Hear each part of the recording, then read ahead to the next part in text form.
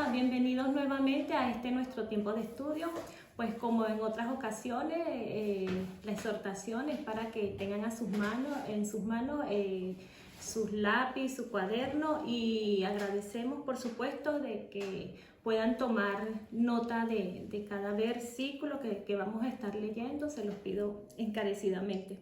Hoy el tema que tengo para hablar se llama El misterio de su voluntad revelado. Es un tema maravilloso que quiero compartir en esta hora con ustedes, en este día, y esperamos pues que sea de gran bendición y edificación, y que sea el Espíritu Santo ministrando tu corazón, ministrando en tu entendimiento y ministrando pues todas las cosas que el Señor quiere mostrarnos en este día. Comenzamos. En la carta a los Efesios, vamos a estar ubicándonos en la carta a los Efesios, en el capítulo 3, el apóstol Pablo habla de un misterio que se le fue revelado. El Señor le reveló a Pablo el misterio de la voluntad de Dios. ¿Y en qué consistía ese misterio? Lo leemos en el verso 5, dice: misterio que en otras generaciones no se dio a conocer a los hijos de los hombres, como ahora es revelado a sus santos apóstoles y profetas por el Espíritu. O sea, un misterio que estaba escondido en el tiempo pasado, pero que en ese tiempo Dios se lo reveló a Pablo. Dice en el 6, consiste el gran misterio, que los gentiles son coherederos y miembros del mismo cuerpo y copartícipes de la promesa que es en Cristo Jesús por medio del Evangelio. Nos estaba dando, o le estaba dando el apóstol Pablo a la iglesia de Éfeso una maravillosa noticia, una maravillosa revelación que ya él venía hablando y ministrando a las iglesias. Es que Dios había revelado su voluntad de que ahora los gentiles eran pueblo. Recordemos que en el pasado el pueblo escogido era Israel. Israel debía y tenía como propósito y privilegio ser luz a las naciones. Israel falló en su propósito y en su misión de ser luz a las naciones, pero ahora en Cristo dice que un pueblo que no era pueblo, ahí entramos nosotros los gentiles, ahora formamos parte del mismo pacto, de la misma promesa, ¿sí? y copartícipes de la herencia que es en Cristo Jesús. Amén. Entonces, como primer punto, ya entendemos entonces que los gentiles ahora son parte del cuerpo de Cristo, ¿no? Que es la iglesia, ese misterio oculto y revelado. La iglesia, el cuerpo de Cristo. ¿Con qué propósito pues se reveló este misterio? Pues como punto número 1, quiero que anotes allí, con el propósito que ahora la iglesia revela el plan eterno de Dios. Eso lo vamos a ver en el versículo 10 y 11, 9, a partir del 9 vamos a leer. Y de aclarar a todos cuál sea la dispensación del misterio escondido desde los siglos en Dios, que creó todas las cosas, para que la multiforme sabiduría de Dios ahora sea dada a conocer por medio de la iglesia a los principados y potestades en los lugares celestiales, conforme al propósito eterno que hizo Cristo Jesús nuestro Señor. Ahora la iglesia tiene el propósito de revelar la sabiduría de Dios, de revelar el propósito de Dios y el plan de Dios para este tiempo. El apóstol Pedro en la epístola de primera de Pedro 1:9 amplió un poco más esto. Él dijo: mas vosotros sois linaje escogido, real sacerdocio, nación santa, pueblo adquirido de Dios, para indica el propósito. ¿Para qué? Para que anunciéis las virtudes de aquel que os llamó de las tinieblas a la luz admirable.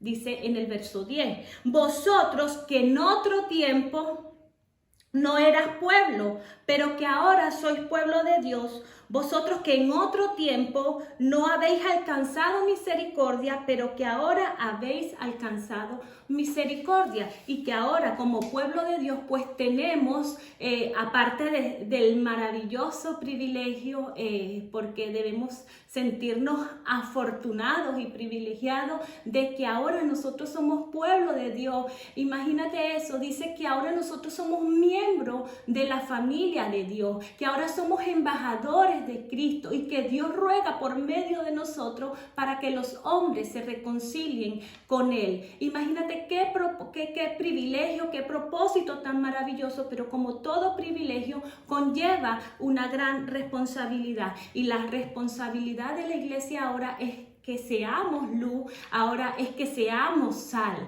No puede, dice la palabra, que si la sal se deshiciere, ¿con qué podrá salar? O si la luz se escondiere, ¿cómo podrá alumbrar? Entonces, alumbre vuestra luz delante de los hombres. Entonces, ese propósito que Israel como pueblo de Dios falló, ahora dice que el Señor se volvió un pueblo, dice, porque a los suyos vino, pero los suyos no le recibieron. Pero a todo aquel que le recibió le dio potestad de ser hijos de Dios. Imagínate tú, el Señor le ha revelado que ahora eres pueblo, que ahora eres familia de Dios, que ahora eres hijo de Dios, que tienes un maravilloso privilegio y que también tienes una maravillosa responsabilidad de alumbrar y de ser testigos de la sabiduría y del plan maravilloso de nuestro Señor. Como segundo punto, el Señor en medio de la iglesia. Quiero que me prestes mucha atención. Vamos a buscar en el libro de Apocalipsis, en el verso 11. Vamos a estar leyendo como leemos en el capítulo 1, el apóstol Juan en la isla de Patmos tiene una visión maravillosa del Hijo de Dios, ¿no? Y vamos a leer a partir del verso 10. Lo buscas allí en la palabra y vamos a leerlo detenidamente. Dice: yo estaba en el Espíritu en el día del Señor y oí detrás de mí una gran voz como de trompeta que decía: yo soy el Alfa y el Omega, el primero y el último. Escribe en un libro lo que ves y envíalo a las 7 iglesias que están en Asia: Éfeso, Esmirna, Pérgamo, Tiatira, Sardis, Filadelfia y la Odisea. Yo no sé, pero espero que esta palabra arda en tu corazón, así como está ardiendo en el mío. El apóstol Juan tiene una maravillosa visión del Hijo de Dios y le encomienda el Señor a Juan que envíe una carta a las iglesias. Estas iglesias existían en ese tiempo, fue de un cumplimiento histórico, pero también conllevaba un cumplimiento profético que ya nosotros vamos a ver, vamos a estudiar. Para ese entonces no habían 7 iglesias, en ese tiempo había muchas más que 7 iglesias, pero el Señor escogió 7 iglesias. ¿Por qué 7? Porque estas 7 pues reunían la condición a la cual el Señor quería exhortarles, ¿no? Aunque había muchas, el Señor escogió 7 porque estas 7, como lo repito, reunían la condición que el Señor quería revelarles y mostrarles, enviando un mensaje de aliento, de esperanza, pero también un mensaje confrontador y un mensaje de exhortación, que nosotros en este tiempo hacemos bien en mirar atentamente lo que el Señor le indicaba a estas iglesias. Nosotros avanzamos y me volví para ver la voz que hablaba conmigo y vuelto, dice, vi 7 candeleros de oro. Yo no sé si tú cuando ves la palabra candeleros te regresas allá atrás y nos ubicamos en el tabernáculo, aquello que señalaba a Cristo, que era sombra de lo que se manifestaría en estos postreros tiempos. El candelero de oro estaba ya ubicado en el lugar santo y vemos allí el misterio del que hablaba Pablo. O sea, Cristo allá escondido en lo más profundo, la iglesia allí escondida con Cristo. En el Antiguo Testamento nunca se hizo alusión a la iglesia, pero ahí estaba escondida la iglesia, en el corazón, en lo más profundo del corazón de Dios. Y como siempre lo decimos, la iglesia nunca ha sido el plan B de Dios, siempre ha sido el plan A, de reunir en el cuerpo de Cristo a todas las naciones, a todos los pueblos, a todos los linajes de la tierra. Amén. Continuamos. Y dice, y me volví para ver la voz que hablaba conmigo, y vuelto vi 7 candeleros de oro, y en medio de los 7 candeleros a uno semejante al Hijo del Hombre, vestido de una ropa que llegaba hasta los pies y ceñido por el pecho con un cinto de oro. Ya no vio al Cristo vestido de la humillación como cordero inmolado cuando fue sacrificado y sus ropas teñidas. Ahora lo ve con sus vestiduras de lino fino que indicaba su oficio sacerdotal. Cristo en medio de la iglesia con su oficio sacerdotal como abogado de la iglesia. Amén. Dice en el 14, su cabeza y sus cabellos eran blancos como blanca lana, como nieve, sus ojos como llama de fuego, y sus pies semejante al bronce bruñido refulgente como un horno, y su voz como estruendo de muchas aguas. Tenía en su diestra 7 estrellas. De su boca salía una espada aguda de 2 filos, y su rostro era como el sol cuando resplandece en su fuerza. Cuando le vi, dice Juan, no pudo resistirlo, caí como muerto a sus pies, y él puso su diestra sobre mí. Jesús puso su mano derecha sobre él y le dijo, no temas, yo soy el primero y el último, y el que vivo y el que estuvo muerto, mas he aquí que vivo por los siglos de los siglos. Amén. Gloria a Dios. Qué maravillosa revelación. Y tengo las llaves de la muerte y del Hades. Escribe las cosas que has visto, y las que son y las que han de ser después de esta. Me detengo aquí un poco. El libro de Apocalipsis, el mismo Señor dio la estructura para que pueda ser entendido y estudiado. Las cosas que viste, que fue lo primero que vio Juan, la visión del Hijo de Dios. Las cosas que son, lo que él iba a revelar en ese momento de las 7 iglesias, y las cosas que serán después de estas, las que ocurrirían del capítulo 4 hasta el capítulo final del Apocalipsis. Para que lo tengas presente, como habíamos dicho, para estudiar este libro tan maravilloso. El misterio de las 7 estrellas, aquí revela el Señor cuál era ese misterio de los 7 candeleros, las 7 estrellas. Dice, el misterio de las 7 estrellas que has visto en mi diestra y de los 7 candeleros de oro. Las 7 estrellas, presta atención, son los ángeles de las 7 iglesias.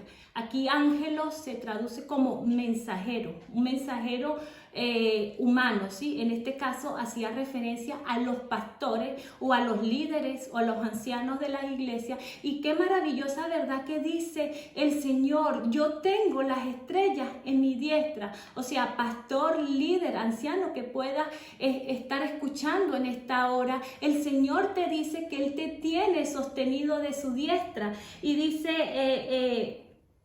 Y el misterio de los 7 candelabros que has visto son las 7 iglesias. El número 7 en la Biblia en todo momento representa plenitud. Y qué maravilloso que el Señor habla de que la iglesia es la plenitud. Recordemos que el número 6 en la Biblia hace referencia al humano, al hombre. En 6 días creó Dios los cielos y la tierra, y en el 7º dice que descansó de la obra de sus manos. El 6 indica al hombre y el número 7 indica la plenitud, o sea, 6. Tú como hombre con Cristo representa Cristo la plenitud de Dios, Cristo como la cabeza y la iglesia como su cuerpo, la perfección, la plenitud. Y es en esa perfección y es esa plenitud en la que el Señor quiere que constantemente nosotros estemos creciendo. En Efesios el Señor también le reveló al apóstol Pablo de que nosotros debíamos ser edificados, perfeccionados hasta alcanzar la plenitud de un varón perfecto, de nuestro Señor Jesucristo. Ahora vamos a entender un poco, ¿no? Les hablé de que esto tuvo un cumplimiento histórico porque estas 7 iglesias existían en ese tiempo y tenían la condición pues que el Señor revela en estos 7 mensajes, pero también algunos teólogos y estudiosos, eruditos de la palabra, dicen que estas 7 iglesias representan o suponen los mensajes a las 7 iglesias que revelan 7 fases del cristianismo desde su comienzo. Comenzando con, si quieres tomar nota, te lo voy diciendo. Éfeso, el periodo apostólico. Esmirna, el de la persecución, el de la iglesia sufrida, que sufría gran tribulación y persecución. Pérgamo, cuando la iglesia se unió al mundo en los días de Constantino. Hacemos bien en estudiar también nosotros la historia de la iglesia, ¿no? De cómo ese primer emperador cristiano, ¿no?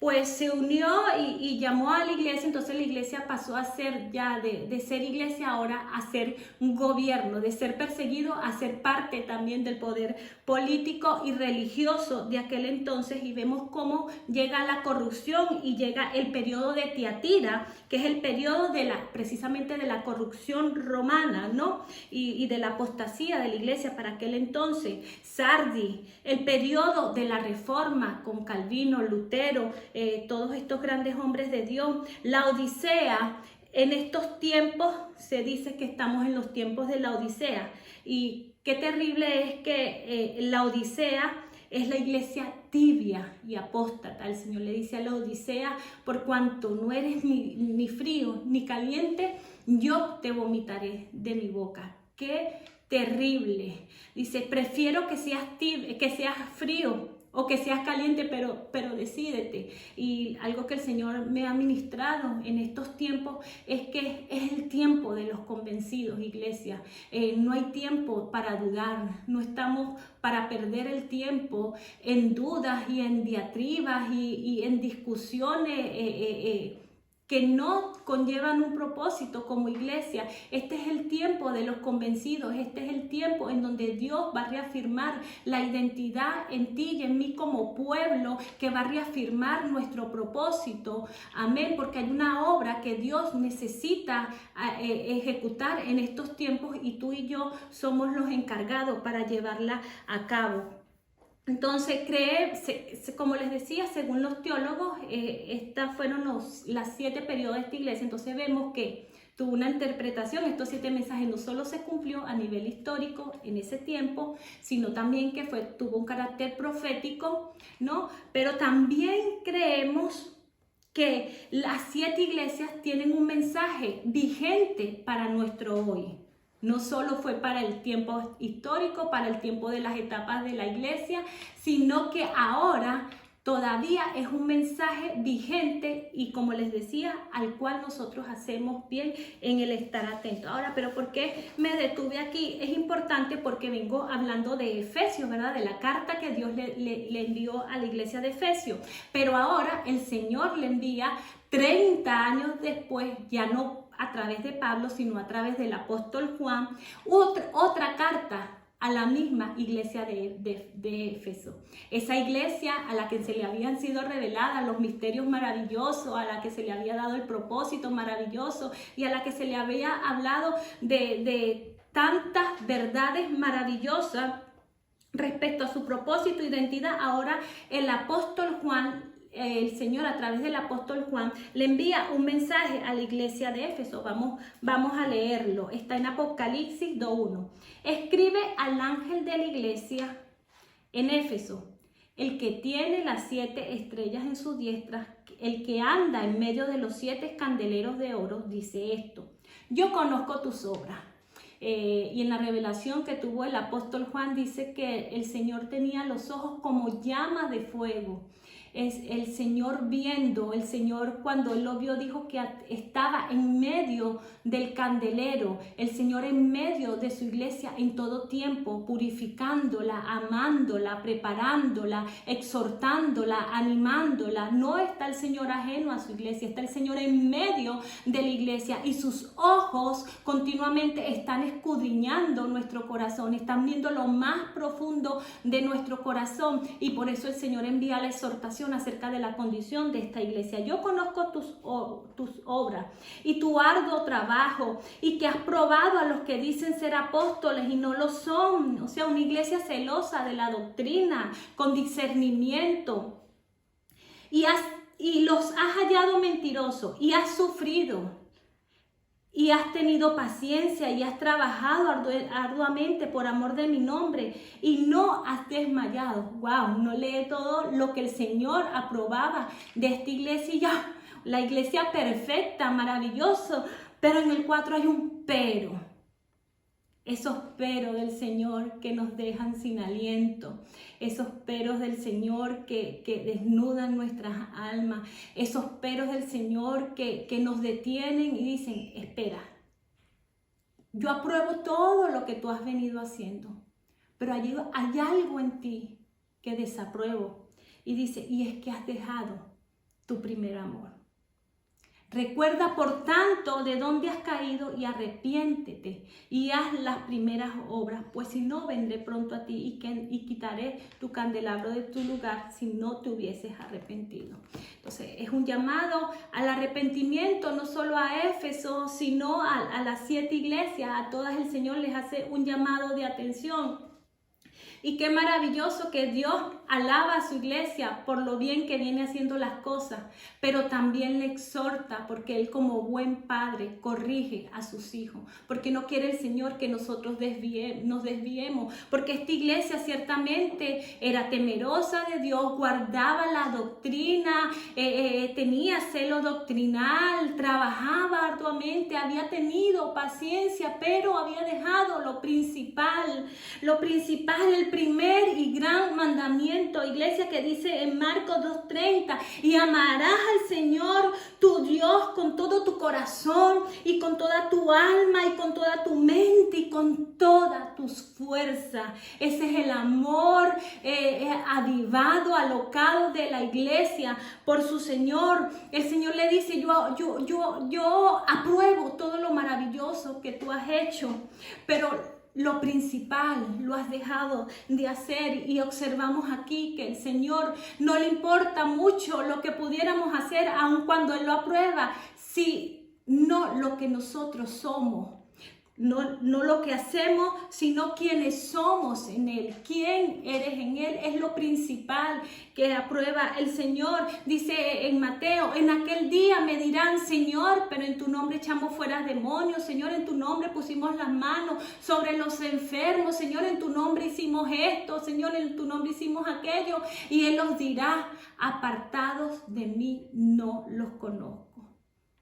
Que nuestro empeño esté en todo momento en agradar al Señor, que la llama en nuestro corazón, si se ha apagado, pues hoy pueda ser revivida, como hablaba el pastor el domingo, a través del soplo del Espíritu Santo, que el Espíritu Santo sople sobre tu vida, iglesia. Si esta palabra es para ti, recíbela en el nombre de Jesús. Nosotros debemos reconocer nuestra condición. Decía David en el Salmo 139, examíname, oh Dios, y conoce mi corazón, pruébame y conoce mis pensamientos. Esa debe ser constantemente nuestra oración. Señor, examíname todos los días. Todos los días, Señor, pruébame. Señor, dime, háblame, ¿qué estoy haciendo mal? Señor, enderézame si es que me estoy saliendo del camino. Señor, si me están faltando las fuerzas, fortaléceme, Señor, pero no permitas que yo caiga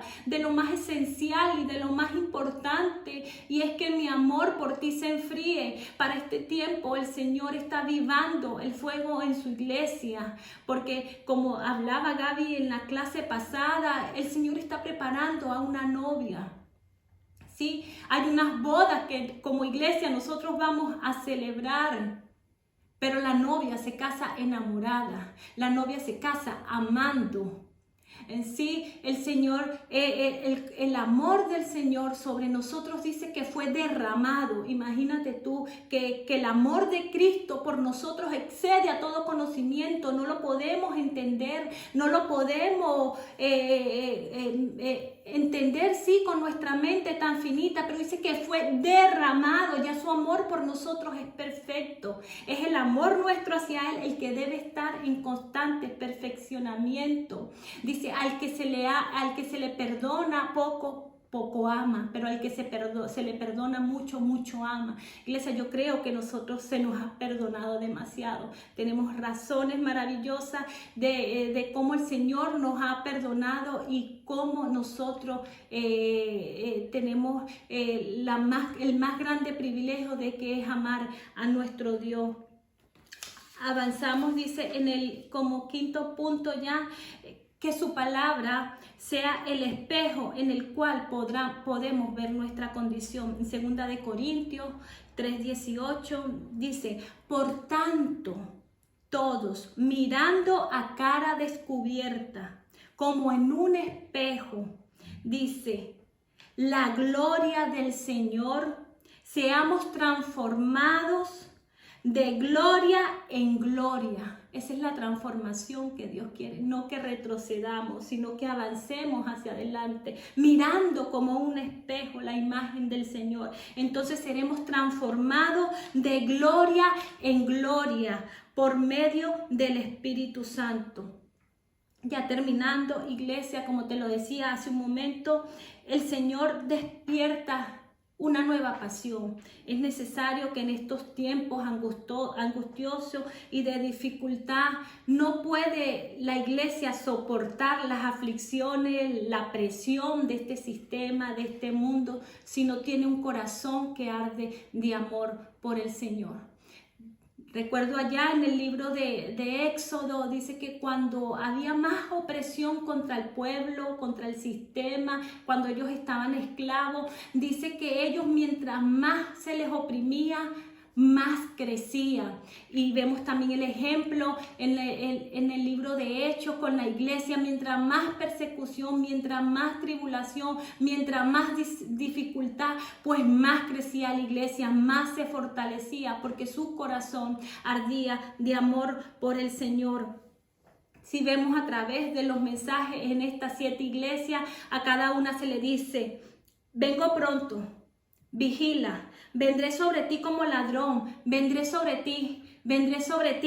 Y a la Odisea le dice, estoy a la puerta. Vemos un avance progresivo, ¿sí? En el retorno de Cristo, vengo pronto, vengo como ladrón, ¡hey! Estoy a la puerta. Que su venida no nos encuentre, ¿sí? En oscuridad. Que su venida no nos encuentre como ladrón en la noche, que nos sorprenda. ¡Wow! Estaba en las puertas el Señor. El Señor de la iglesia estaba fuera de la iglesia.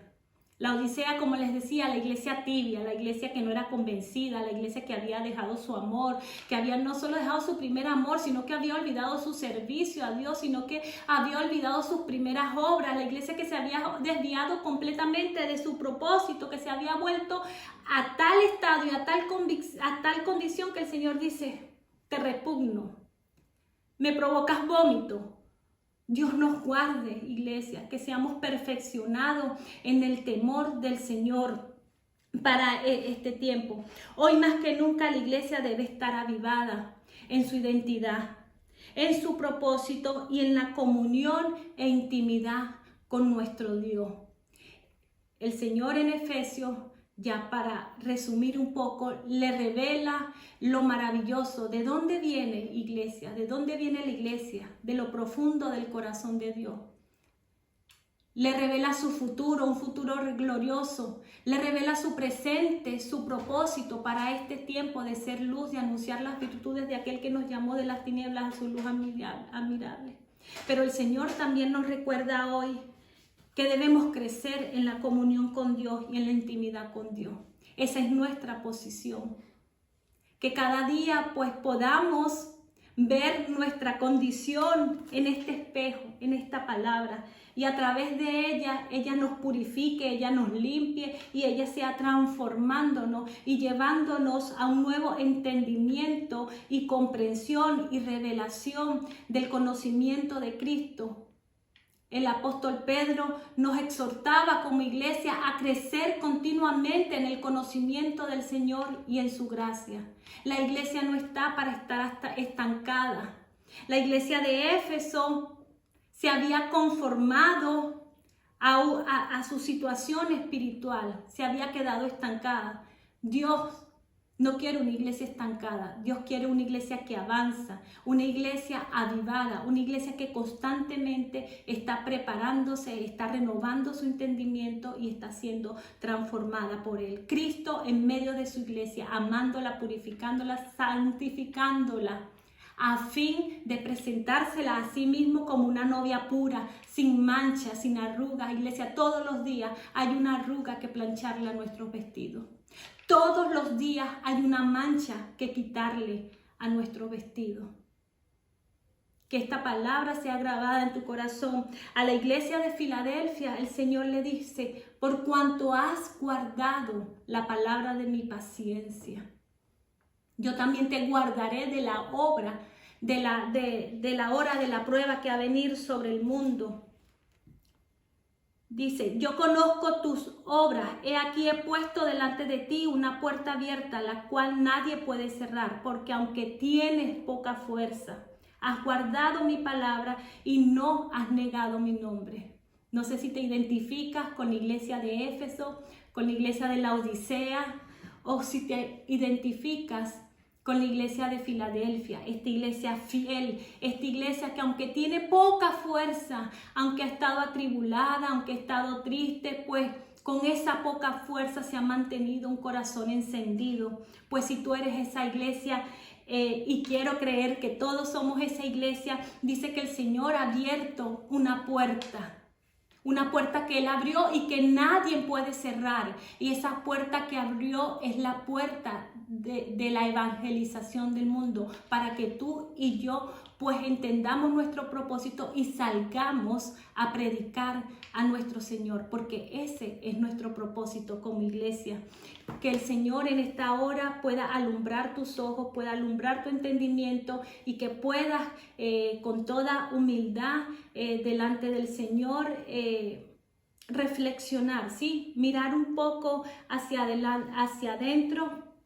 En los momentos de más dificultad es cuando más la iglesia necesita levantar sus ojos a los cielos.